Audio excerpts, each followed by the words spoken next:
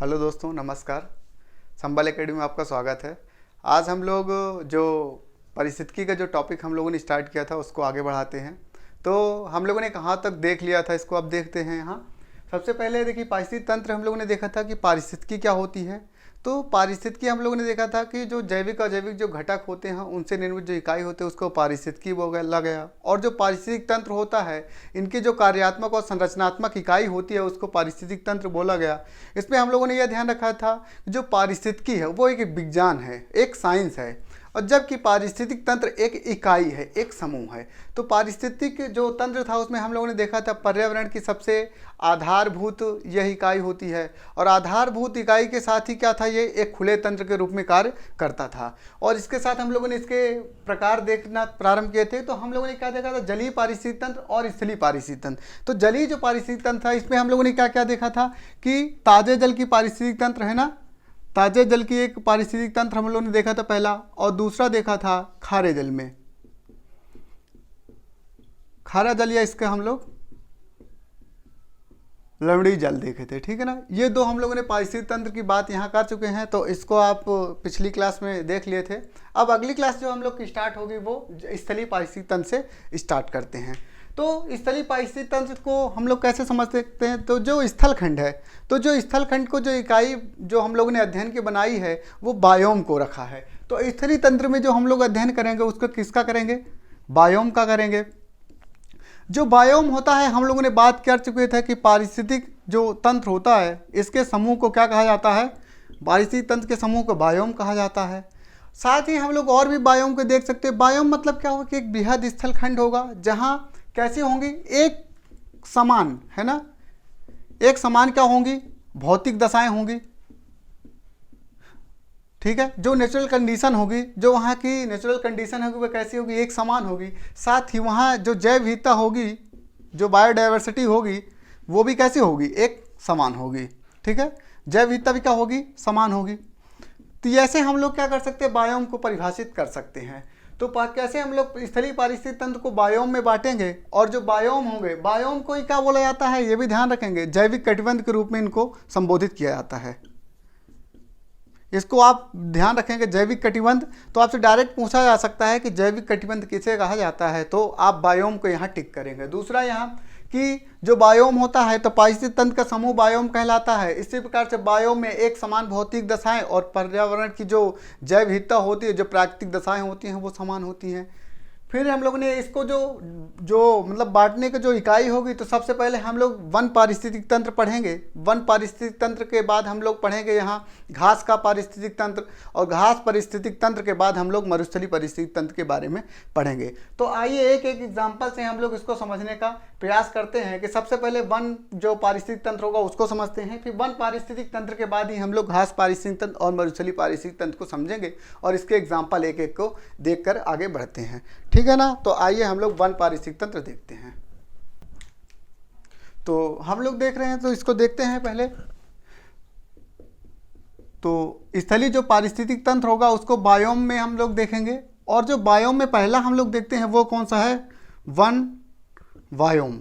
ठीक है, वन जो बायोम होगा इसको हम लोग तीन भागों में देख लेंगे। ठीक है, पहला, दूसरा और तीसरा। तो पहला जो वन होगा वो विषुवत रेखी वन होंगे,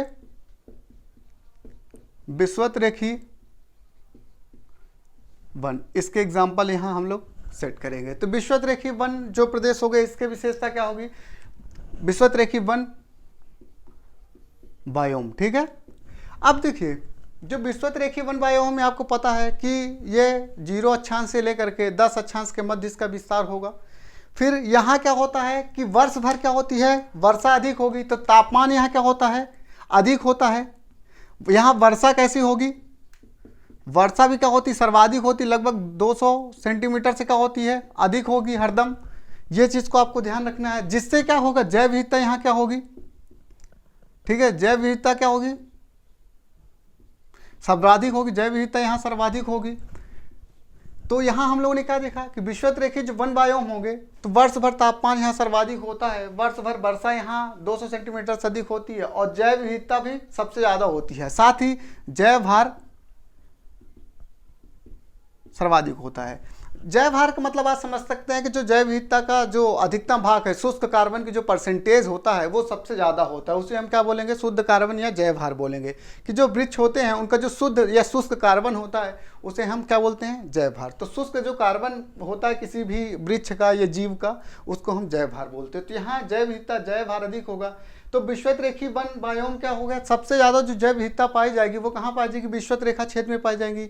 जैसे जैसे जैसे आप देखिए ऐसे समझ सकते हैं इसको कि ये आपकी विषुवत रेखा है, तो जैसे जैसे आप जैसे 90 डिग्री ये नॉर्थ और ये 90 डिग्री आपकी साउथ, तो जैसे ही जैसे आप नॉर्थ और साउथ में पोल की तरफ उच्च अक्षांश की ओर बढ़ेंगे तो तापमान में कमी आने के साथ, है ना, जो वर्षा में भी क्या होगी, वर्षा में भी कमी आएगी, जिससे जैव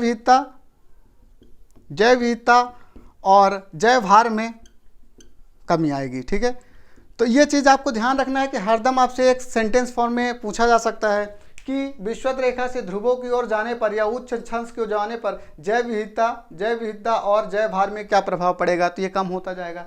तो इसलिए विषुवत रेखी जो वन होगा यहाँ की जैव विविधता सर्वाधिक होती है। तो जब भी क्वेश्चन आपसे पूछा जाएगा कि सबसे ज़्यादा जो जैव विविधता पाई जाती है, जैव भार सबसे ज़्यादा कहाँ का होता है, तो आप विषुवत रेखा को यहाँ टिक करेंगे। अलग से हम लोग जो जलवायु प्रदेश हैं उस पर जो पढ़ेंगे तो अलग से भी ये जो विषुवत रेखी जो जलवायु प्रदेश है इसको अलग से पढ़ेंगे सभी के बारे में, लेकिन यहाँ बायोम को डिस्कस कर रहे हैं इसलिए बायोम को भी यहाँ हम लोग ध्यान में रखते हुए स्टडी करेंगे। ठीक है, फिर इसके बाद जो हम लोग देखेंगे वो होगा शीतोष्ण कटिबंधीय वन। ठीक है, जो इसमें दूसरा है वो कौन सा है, ठीक है, शीतोष्ण कटिबंधीय वन। तो इसको देख लेते हैं, शीतोष्ण कटिबंधीय वन बायोम। देखिए जो शीतोष्ण कटिबंधीय वन है, जो बायोम होता है, इसको दो प्रकार से हम लोग देखते हैं, क्योंकि उच्च अक्षांश की ओर जैसे आप जाएंगे तो तापमान में कमी आती है, इसलिए यहाँ कोणधारी वन मिलते हैं। जबकि जो मध्य अक्षांश का क्षेत्र होता है 30 से 50, वहाँ पर्णपाती वन पाए जाते हैं। तो इसको कैसे देख सकते हैं कि 3 भाग में इसको देख लीजिए ऐसे, यहाँ आप हो सकता है दिखाई दे रहा होगा आपको, है ना, दिखाई दे रहा है यहाँ।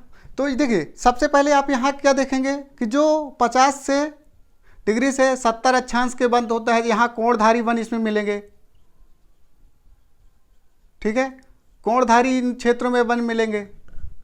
फिर उसके बाद जो ये वाला क्षेत्र होता है, यहाँ 30 से जो 50 के मध्य होता है, यहाँ आपको मिलेंगे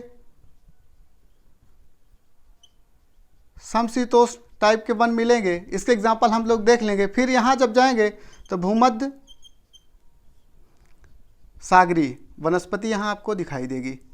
तो हम लोगों ने क्या देखा, जो शीतोष्ण कटिबंधीय वन है तो 30 से जो 50 से समशीतोष्ण क्षेत्र के वन, जबकि जो 50 से 70 है वो कोणधारी वन, और जबकि भूमध्य सागरीय वन जो पाए जाते हैं वो कहाँ पाए जाएंगे कि महाद्वीप के पश्चिम में जो 30 से 45 डिग्री के मध्य होगा, 30 से 45 वो इसको पश्चिम में है ना, 30 से 45 डिग्री मध्य महाद्वीप के, ठीक है, महाद्वीप के पश्चिम में, महाद्वीप के जो पश्चिम क्षेत्र होगा वहाँ 30 से 45 डिग्री में का भूमध्य सागरीय जलवायु प्रदेश पाए जाएंगे। तो शीतोष्ण कटिबंधीय जो वन बायोम है वहाँ क्या देखा हम लोगों ने कि जो 50 से 70 के क्षेत्र में कोणधारी वन पाए जाएंगे।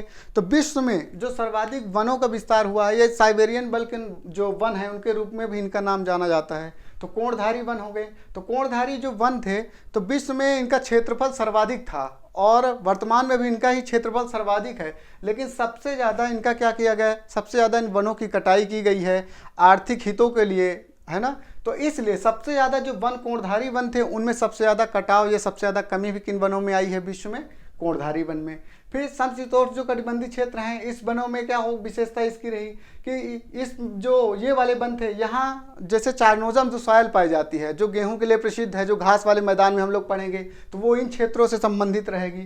फिर साथ जो भूमध्य सागरीय जलवायु प्रदेश के बायोम है यहाँ क्या हो रहा है कि जो रसदार फल हैं उनकी सबसे ज़्यादा खेती की जाएगी। और साथ ही ये जो भूमध्य सागरीय जलवायु प्रदेश है वो जहाँ पशुपालन के लिए यहाँ विपरीत परिस्थिति उत्पन्न हो जाती है, वहीं रसदार फल के उत्पादन से वाइन इंडस्ट्री, शराब उद्योग के लिए, साथ ही फूड प्रसंस्करण उद्योग के लिए शीतोष्ण कटिबंधीय बायोम में भूमध्य सागरीय जलवायु सबसे उपयुक्त मानी जाती है। फिर इसके बाद जो हम लोग पढ़ेंगे इसका वन बायोम में वो लास्ट में जो वन बायोम होगा वो होगा आपका मरुस्थलीय वन बायोम, है ना। कौन सा विषुवत रेखी हो गया, शीतोष्ण पर्वतीय वन यहाँ पढ़ेंगे, ठीक है। पर्वतीय वन पढ़ेंगे। पर्वतीय वन में जो आप मुख्यतः पढ़ेंगे वो 800 से जो 1800 तक बोल सकते हैं, या 1000 जो मीटर तक ऊंचाई होती है, उनके जो वन पाए जाएंगे वो आपके इस क्षेत्र में मिलेंगे। तो इसको आप देख लीजिए, ठीक है। 800 से 1800 मीटर की ऊंचाई में पाए जाते हैं। ये समशीतोष्ण या शीतोष्ण वन होते हैं, ठीक है ना। तो मतलब अधिक ऊंचाई में जो वन पाए जाएंगे पर्वतीय वन, उस क्षेत्र में जो पाए जाने वाली जैव विविधता होती है, उस क्षेत्र की जो विविधता होगी वो कैसी होगी, समशीतोष्ण के कटिबंध के अकॉर्डिंग होगी।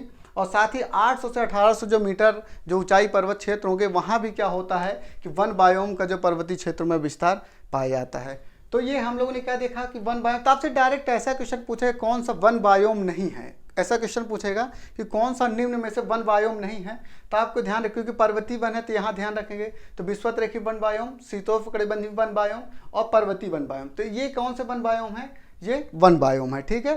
साथ ही इनकी जैव विविधता के बारे में आपसे पूछा जा सकता है, सबसे ज़्यादा जैव विविधता जैवभार कहाँ पाया जाएगा, भूमध्य जो सागरी जो वन बायोम है उसकी क्या खासियत है। तो यहाँ डायरेक्ट आपको ध्यान रखना है कि यहाँ जो रसदार फल अधिक पाए जाएंगे, wine industry, food processing industry, आपके ये फूड प्रोसेसिंग जो उद्योग जो आपके टॉपिक, वहाँ से भी क्वेश्चन पूछा जा सकता है कि क्या कारण है कि भूमध्य सागरी जो जलवायु प्रदेश है वहाँ खाद्य जो प्रसंस्करण उद्योग हैं उनका ज़्यादा विस्तार हुआ, वाइन इंडस्ट्री का ज़्यादा विस्तार पाया जाता है। तो आप उसको डायरेक्ट ही क्या होता है बायोम से जोड़ करके आप वहाँ आंसर उसका बता सकते हैं।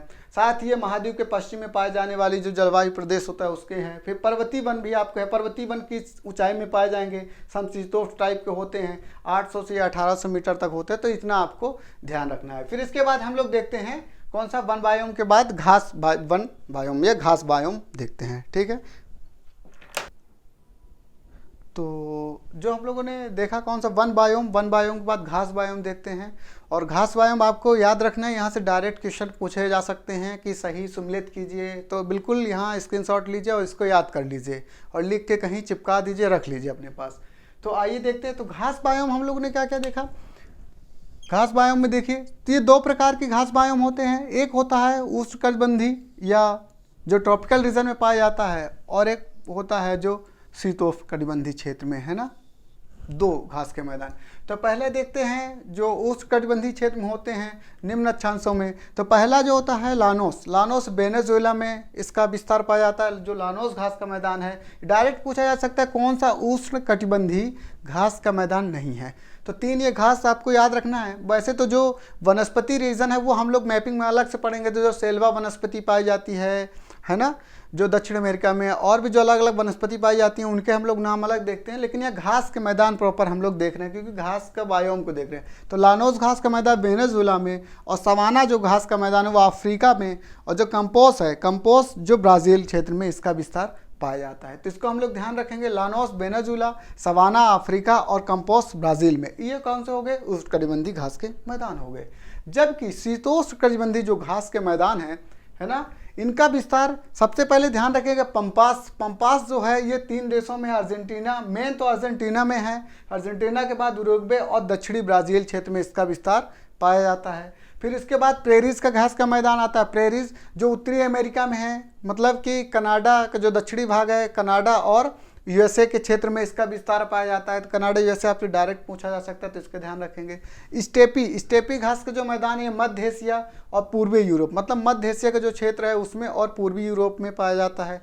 इसको हम लोग जो मैपिंग का भी क्लास स्टार्ट करेंगे वहाँ ये सब चीज़ें वहाँ क्या करें मैप में ड्रॉ कर लेंगे, तो उससे हमें याद हो जाएगा। स्टेपी हो गया। फिर वेल्ट जो घास का मैदान ये दक्षिण अफ्रीका में पाया जाता है। साथ ही डाउन्स जो है ये ऑस्ट्रेलिया में पाया, जैसे ऑस्ट्रेलिया डाउन्स मतलब डाउन नीचे पाया जाता है, वैसे ये डाउन्स का जो घास का मैदान है वो ऑस्ट्रेलिया में पाया जाता है।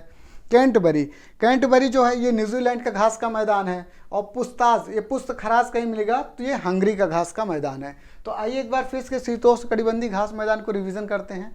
पंपास अर्जेंटीना, यूरुग्वे और ब्राज़ील क्षेत्र में। फिर उसके बाद प्रेरीज, ये उत्तरी अमेरिका में, कनाडा और यूएसए के क्षेत्र में। फिर उसके बाद स्टेपी, जो स्टेपी घास का मैदान है ये मध्य एशिया और पूर्वी यूरोप में इसका विस्तार पाया जाता है। फिर स्टेपी के बाद बेल्ट जो है ये दक्षिण अफ्रीका के क्षेत्र में इसका विस्तार पाया जाता है। फिर उसके बाद डाउन्स है ऑस्ट्रेलिया का घास का मैदान है। और फिर उसके बाद कैंटबरी न्यूजीलैंड का और पुस्ताज ये हंगरी का है। तो इसमें से सही जोड़ी मिलाने के लिए आपसे पूछा जा सकता है, या तो मेंस में मान लीजिए आपसे पूछता जो शीतोष्ण कटिबंधीय घास के मैदान के एग्जाम्पल देती है यहाँ। अब ये ध्यान रखना, जितने भी ये शीतोष्ण कटिबंधीय घास के मैदान हैं ये गेहूं के उत्पादन के लिए बहुत फेमस है, क्योंकि इन क्षेत्रों में पाई जाने वाली जो मृदा होगी वो पाई जाती है, जो यहाँ मृदा वो चारनोजम सॉयल होती है। चारनोजम सॉयल जो होती है, जो चारनोजम मृदा होती है वो गेहूं की खेती के लिए बहुत अच्छी मानी जाती है।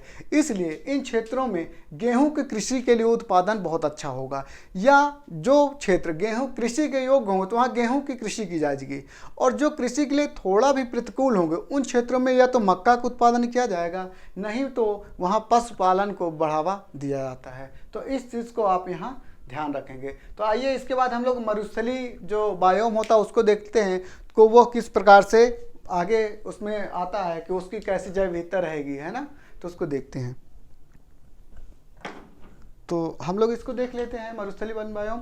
तो इसमें कौन कौन सा है, उष्णकटिबंधीय और शीतोष्ण कटिबंधीय। तो उष्ण जो होते हैं, है ना, ट्रॉपिकल रीजन में, तो इनमें देख लेते हैं कौन कौन से होंगे। तो उष्णकटिबंधीय में पहला आप देख लीजिए सहारा का मरुस्थल। सहारा का मरुस्थल हो गया आपका, ठीक है, ये अफ्रीका महाद्वीप में। फिर कालाहारी का मरुस्थल, कालाहारी का मरुस्थल हो जाएगा, ये कहाँ, नामीबिया और बोत्सवाना अफ्रीका में ही, नामीबिया और बोत्सवाना अफ्रीका में ही पाया जाएगा। फिर इसमें कौन सा हो जाएगा आपका, सहारा के बाद अपने यहाँ थार का मरुस्थल आपको ध्यान रखना है।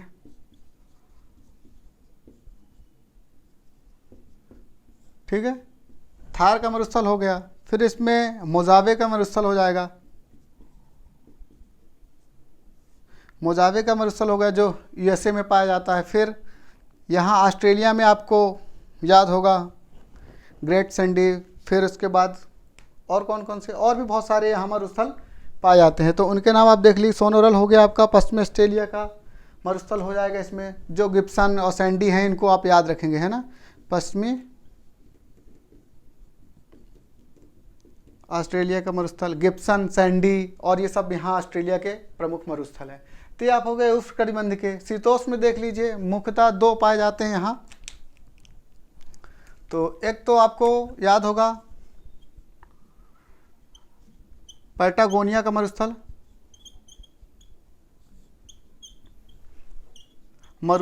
इसे पैटागोनिया का क्या बोलते हैं, प्लेटू भी बोलते हैं ना। पैटागोनिया का पठार बोलते हैं, जो एंडीज जो पर्वत है उसके जो पूर्व में विस्तार इसका पाया जाता है। तो ये किसका है, पर्वत पदी जो पठार होता है, प्लेटू होता है, उसका भी एग्जाम्पल है। और ये शीतोष्ण या मतलब शीत मरुस्थल भी है। दूसरा इसमें आप गोबी के मरुस्थल को याद रख सकते हैं, ठीक है, गोबी का मरुस्थल। ये आपके दो मरुस्थल हो जाएंगे। उसके बाद जो है ना अंटार्कटिका महाद्वीप है उसको भी श्वेत मरुस्थल के रूप में जाना जाता है। तो वो सबसे बड़ा जो श्वेत मरुस्थल कौन सा हो जाएगा, अंटार्कटिका का श्वेत मरुस्थल, जो उसे क्या बोलते हैं, वैज्ञानिकों के लिए समर्पित भूमि के रूप में जानते हैं। तो आपके ये कौन से हो गए, मरुस्थली बायोम हो गए। तो इसमें ये पूछा जा सकता है कौन से ठंडे हैं कौन से गर्म है, तो आपको थोड़ा सा इनके बारे में ध्यान रखना है। जब हम लोग मैपिंग करेंगे तो उसमें हम लोग इनको भी विस्तार से देख लेंगे। तो यहाँ कौन कौन से हो गए, सहारा का मरुस्थल हो गया, अफ्रीका के कालाहारी का मरुस्थल होगा अफ्रीका में, अफ्रीका का नामीबिया और बोत्सवाना, थार का मरुस्थल भारत में, मोजावे का यूएसए में हो गया, पश्चिमी ऑस्ट्रेलिया इसमें ग्रेट सैंडी, डिप्सन, बहुत सारे मरुस्थल पाए जाते हैं, उनका हम लोग नाम देख लेंगे। और इस शीतोष्ण में मुख्यतः यही है, पैटागोनिया का मरुस्थल और गोबी के मरुस्थल, ठीक है। ये आपका क्या हो गया, पारिस्थितिक तंत्र के प्रकार हो गए हैं। इसके बाद हम लोग पोषण स्तर पर चलते हैं और पोषण स्तर के को समझते हैं कि क्या होता है और जो है किस प्रकार से कार्य करता है पारिस्थितिक तंत्र में, ठीक है। तो इसको आप स्क्रीनशॉट ले लीजिए और आगे बढ़ते हैं।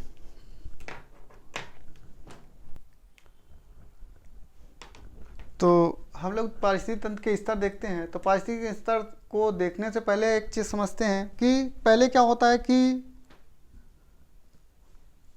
जीवों का विकास होगा, छोटे छोटे जीव होंगे, फिर जो जीव का विकास होगा, फिर इसका क्या होता है, जीवों से जीवों का समूह बनता है, ठीक है। फिर समूह से क्या होता है, समुदाय होता है, कम्युनिटी बनेगी। और इस कम्युनिटी में क्या होता है कि विभिन्न प्रकार की जो जीवों के जो समूह होता है, तो विभिन्न जीवों के विभिन्न समूह पाए जाएंगे, इसमें विभिन्न समूह पाए जाएंगे जो क्या हो सकते हैं, अलग अलग स्पीसीज के हो सकते हैं, अलग अलग वर्ग के हो सकते हैं। और इस समुदाय के जो विभिन्न समुदाय होते हैं, इससे क्या होता है, पारिस्थितिक तंत्र का निर्माण होता है, ठीक है। तो हम लोगों ने क्या देखा कि सबसे पहले जो नीचे होगा वो जीव होता है, फिर जीव से जीवों का समूह होगा, फिर जीवों का समूह जो होगा, उस जीवों का समूह से क्या होगा कि कम्युनिटी बनेगी, जिसमें विभिन्न जाति के जीवों का समूह पाया जाएगा। और इसके बाद क्या होता है, इकोसिस्टम का विकास होता है। तो पोषण स्तर के आधार पर, जो पोषण स्तर का आधार होता है, उसके आधार पर जो पारिस्थितिक तंत्र है उसके 4 भागों में बांटा जाता है। तो इसको हम लोग क्रमबद्ध रूप से देखते हैं कि प्रथम पोषण स्तर क्या होता है, द्वितीय पोषण स्तर में कौन से जीव आते हैं, और इसे क्यों इस प्रकार से बांटा गया है। तो आइए इसको 3 वर्गों में सबसे पहले रखा जाता है। जो जीव है उनको 3 वर्गों में रखा जाता है। पहले स्वपोषी, ठीक है ना, जो जीव हैं, सॉरी इसको पहले देखते हैं स्वपोषी, ठीक है। फिर इसके बाद जो होते हैं परपोषी,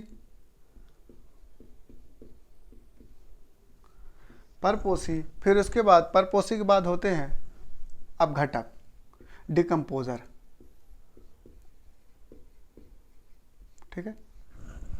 तो पहला जो हो गया वो कौन सा हो गया, स्वपोषी ऑटोट्रोप्स। परपोषी हो गए, परपोषी क्या बोलते हैं, हेट्रोट्रोप्स। और जो अपघटक होते हैं इनको सैप्रोफाइट्स या डिकम्पोजर के रूप से जानते हैं। तो स्वपोषी के देखते हैं क्या होते हैं। तो स्वपोषी ऐसे जो होते हैं जो स्वयं मतलब जो स्वयं अपने से क्या करते हैं, भोजन का निर्माण करते हैं, ठीक है। जो स्वयं क्या करते हैं, भोजन का निर्माण करते हैं, उन्हें स्वपोषी बोला जाता है। और स्वपोषी जो जीव होंगे वो क्या करेंगे, प्रकाश संश्लेषण के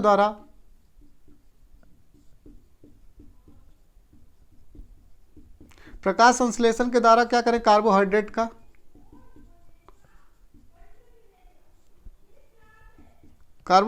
का निर्माण करते हैं।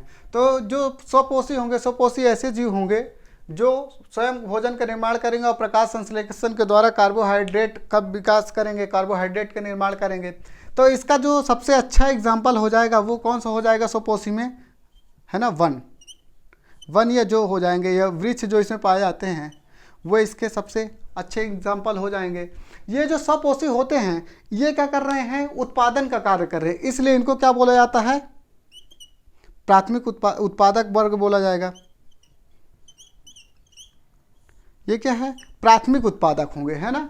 तो स्वपोषी क्या होंगे, जो स्वयं क्या करते हैं, जो स्वयं अपना भोजन स्वयं बनाते हैं, प्रकाश संश्लेषण के द्वारा कार्बोहाइड्रेट बनाते हैं, इसलिए इनको उत्पादक कहा जाता है। जो पोषण स्तर के किस पे होंगे, प्रथम स्तर पर होंगे। तो जो पोषण स्तर क्या होगा इनका, प्रथम पोषण स्तर होगा। तो पोषण स्तर इनका क्या लिख सकते हैं यहाँ, प्रथम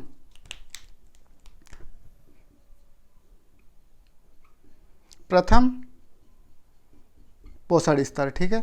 अब इसको आप ध्यान रखेंगे, क्या इसमें ध्यान रखना है कि स्वपोषी जो स्वयं भोजन बनाते हैं, मतलब अपना जो भोजन स्वयं बनाते हैं और प्रकाश संश्लेषण के द्वारा यह कार्बोहाइड्रेट का निर्माण करते हैं, इसलिए इनको क्या बोला जाता है, उत्पादक या प्राथमिक पोषण स्तर। इसके एग्जाम्पल क्या हो जाएंगे, वन, वृक्ष, जो स्वयं अपना भोजन कर, कुछ बैक्टीरियाज भी हैं जैसे साइनोबैक्टीरिया, ये अपना भोजन क्या करते हैं, स्वयं बना लेते हैं। जलीय जीव बहुत सारे, जलीय मतलब जो घास पाए जाते हैं, डायटम, शैवाल, ये अपने भोजन स्वयं बनाते हैं। उसी प्रकार वृक्ष और वन उत्पादक इसमें प्राथमिक पोषण स्तर के अंतर्गत आएंगे। फिर परपोषी, तो परपोषी के अंतर्गत हम लोग क्या रखेंगे, जो स्वयं भोजन नहीं बनाते हैं बल्कि जो प्राथमिक उत्पादक हैं, जो प्राथमिक ये उत्पादक हैं, इन पर निर्भर होते हैं, उनको हम क्या बोलते हैं, परपोषी बोलते हैं। तो परपोषी क्या करते हैं, भोजन अपना किसके द्वारा बनाते हैं। तो परपोषी अपना भोजन के लिए किस पर डिपेंड रहते हैं, भोजन के लिए ये पौधों पर और प्लस जो जीव होते हैं, जीवों पर निर्भर होते हैं। ठीक है, तो जो परपोषी जीव होते हैं वो भोजन के लिए पौधों पर या जीवों पर निर्भर होते हैं। इसलिए ये जो भोजन कहलाते हैं ये स्वपोषी की जगह क्या कहलाते हैं, परपोषी, क्योंकि भोजन के लिए दूसरों पर निर्भर होते हैं। इसका जो स्तर आता है तो इसमें देखिए 3, जो प्राथमिक पोषण स्तर यह हो गया, और परपोषी के अंदर 3 पोषण स्तर आता है। कौन सा? द्वितीयक पोषण स्तर, ठीक है ना, द्वितीयक पोषण स्तर इसके अंतर्गत आएगा। पहला ये हो गया था कौन सा, कि प्राथमिक पोषण स्तर हो गया जो स्वपोषी भोजन बना रहे थे। तो उसके बाद कौन सा आएगा, जो द्वितीयक पोषण स्तर। द्वितीयक पोषण जो स्तर होगा उसके अंतर्गत प्राथमिक उपभोक्ता, द्वितीयक उपभोक्ता और तृतीयक उपभोक्ता को शामिल किया जाएगा। तो द्वितीय पोषण स्तर पे कौन कौन से आ जाएंगे, इस पे, इसको ऐसे लिख दीजिए, तो इस पे लिख लीजिए कौन सा इसमें लिखेंगे, पहला प्राथमिक उपभोक्ता, इसको लिख सकते हैं, ठीक है, प्राथमिक उपभोक्ता। इस पे फिर दूसरा कौन सा आएगा, द्वितीयक उपभोक्ता हो जाएंगे इस पे, और फिर तीसरे भी इसमें हो जाएंगे तृतीयक उपभोक्ता। इसको हम लोग अलग से भी देखेंगे, लेकिन यहाँ आप समझने के लिए आप समझ लीजिए कि प्राथमिक उपभोक्ता, द्वितीयक उपभोक्ता और तृतीयक उपभोक्ता। क्यों? क्योंकि जो प्राथमिक उपभोक्ता होगा वो कैसा होगा, शाकाहारी होगा, और जो द्वितीयक उपभोक्ता वो मांसाहारी होगा। तो प्राथमिक उपभोक्ता कैसा होगा, शाकाहारी होगा, और जो ये होगा द्वितीयक उपभोक्ता होगा वो कैसा होगा, मांसाहारी होगा। और जो ये होगा ये क्या करेगा, ये सभी का भोजन करेगा। ठीक है, ये क्या करेगा, सभी का भोजन करेगा। इसलिए यहाँ जरूरी है। तो पहला हमने स्वपोषी में देखा जो स्वयं भोजन बनाएंगे, इस पे वन और वृक्ष आते हैं, यह प्राथमिक पोषण स्तर होता है। जबकि परपोषी द्वितीय पोषण स्तर के अंतर्गत आते हैं जो स्वयं भोजन न बनाकर दूसरे पर निर्भर होते हैं, जैसे पौधे और जीव। और यह प्राथमिक उपभोक्ता के अंतर्गत कौन से आते हैं, शाकाहारी, जिसे हर्बीवोरस बोला जाता है, और द्वितीयक उपभोक्ता मांसाहारी। जबकि तृतीय उपभोक्ता जो सभी का भोजन करते हैं, अर्थात ये सर्वाहारी के नाम से जाने जाते हैं। तो जो तृतीय उपभोक्ता ये सभी का भोजन करेंगे, ये कौन से हो जाएंगे, सर्वाहारी। अब इनका जो अपघटक करता होता है, जैसे स्वपोषी और परपोषी दोनों का ही अपघटक करता है, डिकम्पोजर जो होते हैं उनको हम लोग अब देखते हैं। तो इसको हम लोग थोड़ा सा मिटा देते हैं और उसके बाद हम लोग उसको देखते हैं। तो अपघटक अब देख लेते हैं, या डिकम्पोजर या सेप्रोफाइट। तो सेप्रोफाइट इसमें क्या होता है कि जो अपघटक क्या करेंगे कि जो जीव क्या होते हैं, तो ये मरे हुए जो जीव होते हैं, है ना, मरे हुए जीवों से अपना भोजन प्राप्त करते हैं। और इसमें मुख्यतः जो आते हैं जैसे बैक्टीरिया और फफूंद टाइप का, है ना, उदाहरण इसका देख लीजिए, बैक्टीरिया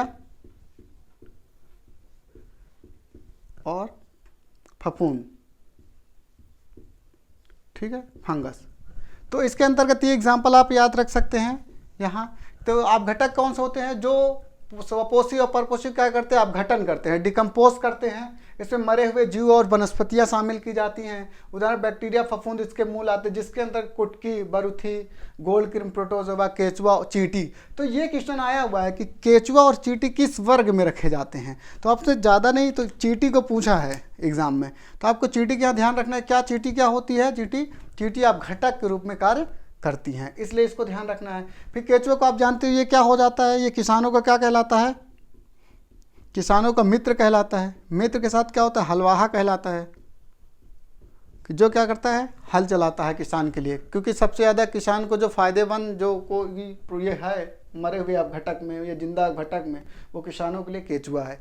तो ये ध्यान रखें। चींटी का एग्जाम्पल ध्यान रखें, कुटकी और बरुथी। तो डायरेक्ट पूछ सकते हैं कौन सा अपघटक नहीं है, तो आपको इतने एग्जाम्पल थोड़ा सा यहाँ ध्यान में रखना है।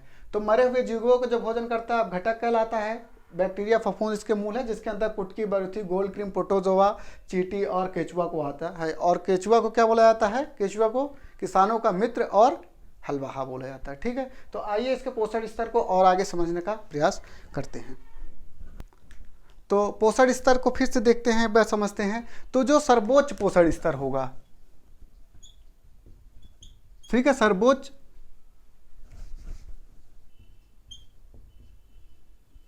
सर्वोच्च जो पोषण स्तर होगा ये सबसे ऊपर होगा, ठीक है। सर्वोच्च पोषण स्तर सबसे ऊपर इसको रखेंगे।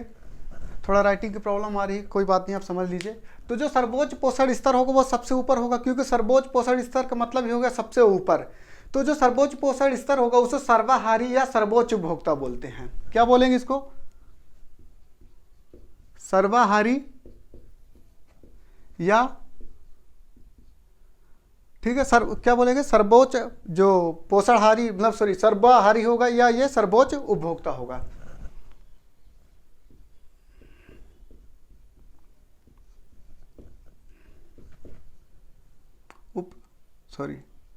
भोक्ता, सर्वोच्च उपभोक्ता। इसके अंतर्गत कौन आ जाएगा? जैसे मानव, यहाँ क्या हो जाएगा? सर्वोच्च हारी, जो सर्वाहारी हो गए, सर्वोच्च उपभोक्ता हो जाएगा, इसके अंदर किसको रखा जाएगा? मानव को रखा जाएगा। अभी आप समझ जाएंगे मानव को हम यहाँ क्यों रख रहे हैं। तो इससे पहले, इसको समझने से पहले ये समझते हैं कि प्राथमिक जो प्राथमिक उत्पादक होते हैं उसका रोल क्या होता है, जो प्राथमिक उपभोक्ता होते हैं उनका रोल क्या होता है, फिर द्वितीयक उपभोक्ता होते हैं उनका रोल क्या होता है। तो आइए आप इनके बारे में समझते हैं। तो पहले कौन हो जाएंगे? उत्पादक, ठीक है, यहां लिख देते हैं। ये क्या हो गया? उत्पादक हो गया पहले। उत्पादक के बाद जो आता है वो आ जाएगा प्राथमिक उपभोक्ता।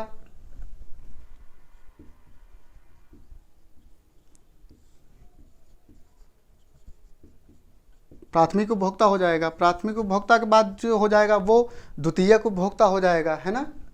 प्राथमिक उपभोक्ता, फिर यहां आ जाएगा कौन सा? द्वितीयक उपभोक्ता। इसका क्रम आपको विशेष रूप से ध्यान रखना है कि डायरेक्ट आपसे क्रम लगाने को पूछ सकता है, फिर उसके बाद उसका एक्टिविटीज पूछे। द्वितीयक उपभोक्ता के बाद आ जाएगा तृतीयक उपभोक्ता।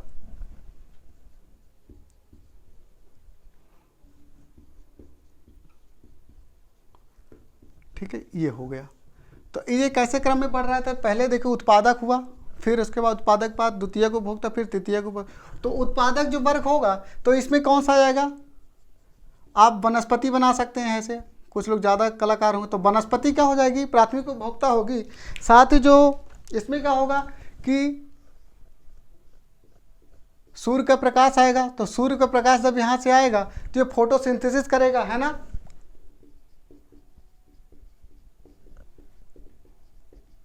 प्रकाश संश्लेषण क्या करेगा? फोटोसिंथेसिस करेगा, और ये क्या करेगा? कार्बोहाइड्रेट का निर्माण करेगा। तो यहाँ से क्या हो रहा है? भोजन का निर्माण हो रहा है। तो जो उत्पादक होगा वो क्या करेगा? भोजन का निर्माण करेगा। इसलिए यह पोषण स्तर में क्या हो जाएगा? प्रथम पोषण स्तर कहलाएगा। जो उत्पादक होगा ये क्या होगा? प्रथम पोषण स्तर। तो पोषण स्तर इसका क्या होगा? प्रथम पोषण स्तर। क्लियर हो रहा है? क्योंकि उत्पादक है तो ये सबसे पहले भोजन का निर्माण कर रहा है, इसलिए यह जो पोषण स्तर होगा यह प्राथमिक पोषण स्तर होगा। फिर उसके बाद जो प्राथमिक जो उपभोक्ता है इसका द्वितीयक पोषण स्तर होगा। जो तृतीयक है इसका द्वितीयक है, इसका क्या होगा? पोषण स्तर। तीसरे नंबर में इसका पोषण स्तर आएगा। जबकि जो तृतीयक उपभोक्ता होगा, जो शीर्ष मांसाहारी होता है, ये क्या हो जाएगा? ये फोर्थ पोषण स्तर। तो पोषण स्तर कितने होते हैं? 4 पोषण स्तर होते हैं। तो पोषण स्तर कितने हो गए? पोषण स्तर 4 होते हैं। तो आपसे डायरेक्ट क्वेश्चन पूछा जाएगा पोषण स्तर कितने? तो प्राथमिक पोषण स्तर, प्राथमिक जो उत्पादक होते हैं, फिर दूसरे जो प्राथमिक उपभोक्ता होते हैं, तृतीयक जो पोषण स्तर तुमने तृतीय जो द्वितीयक उपभोक्ता, फिर चतुर्थ जो पोषण है तृतीयक उपभोक्ता। इसमें शीर्ष मांसाहारी आते हैं। कौन आते हैं?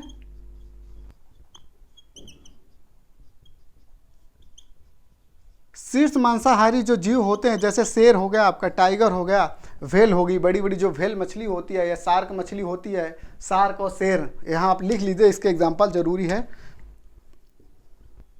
शार्क लिख लीजिए, शेर लिख लीजिए, टाइगर लिख, तो ये इसमें आते हैं। शार्क और शेर इस पे आते हैं। जो कि मानव को हम लोगों ने कहाँ रखा था? यहाँ, क्योंकि मानव क्या है?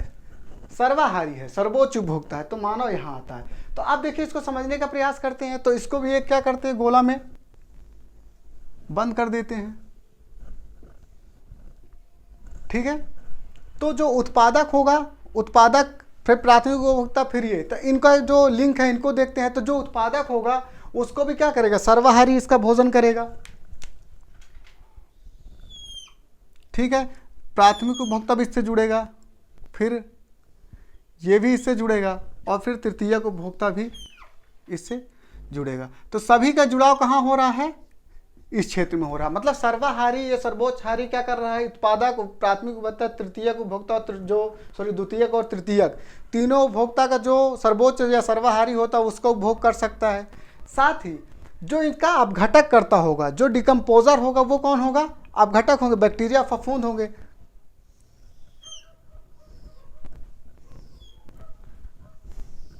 साथ ही इसको भी हम लोग लाएंगे, है ना, ये तो ये कौन हो गया? अपघटक हो गया।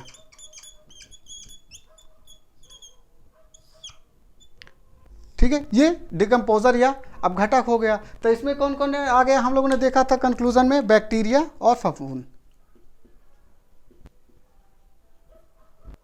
बैक्टीरिया और, ठीक है, फफूंद यहाँ हो गया आपका। तो उत्पादक वर्ग में हम लोगों ने क्या देखा कि जो सूर्य का प्रकाश है, सूर्य के प्रकाश से क्या हो रहा है कि प्रकाश संश्लेषण हुआ, यहाँ से भोजन निर्माण प्रारंभ होता है, फिर प्राथमिक पोषण स्तर के रूप में पौधे यहाँ आते हैं, फिर ये यहाँ से क्रम बढ़ता है।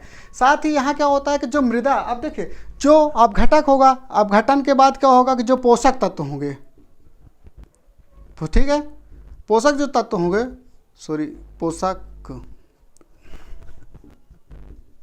जो पोषक तत्व होंगे वो क्या होंगे कि मृदा में जाएंगे। समझ रहे हैं? जो पोषक तत्व होगा वो मृदा में जाएगा और फिर मृदा से ये क्या हो जाएंगे, यहाँ से ये, फिर यहाँ से ये क्या हो जाएंगे? उत्पादक वृक्षों में ट्रांसफर हो जाएंगे। साथ ही ये क्या करेंगे? CO2 को ग्रहण करेंगे, साथ ही O2 को रिलीज करेंगे। O2 को क्या करेंगे? बाहर छोड़ देंगे। तो इससे क्या होता है कि पर्यावरण एक संतुलन की अवस्था में क्या होता है? चालू रहता है। साथ ही पोषक तत्व प्लस इसमें जल लिख सकते हैं आप, जल। तो आप ये समझ गए होंगे कि जो मानव होता है वो सर्वोच्च पोषाहार में आता है, पोषण स्तर पर, जबकि जो उत्पादक होगा वो वृक्ष होता है, जबकि आप घटक के रूप में यहाँ बैक्टीरिया और वायरस होते हैं।